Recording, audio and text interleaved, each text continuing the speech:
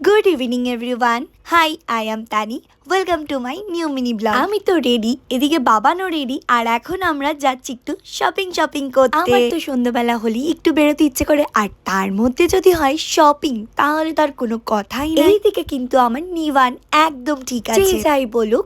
এমন কি ওর পাপাও যে মাম্মাকে নিয়ে যেতে হবে না, কিন্তু নিবান মাম্মাকে ছাড়া কোথাও যাবে না। যাই হোক, আজকে কিন্তু শপিংটা মেন আমার জন্য নয়, যার জন্য সেটা দেখতেই পাবে।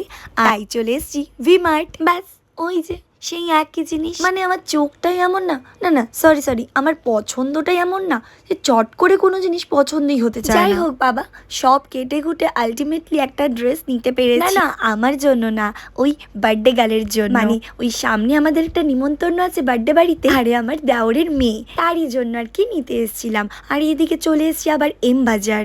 একবার ছেলেকেই সব দেবে, আমাকে কিছু দেবে না। নিয়ে নিচো, হাতে দেখো ভালো করে, বাহারটা দেখো তোমার হাতে, এই দেখো। একটা নিয়েছি, তাও অনেক কথা শোনা। নাও, পছন্দ হলে কি করবো।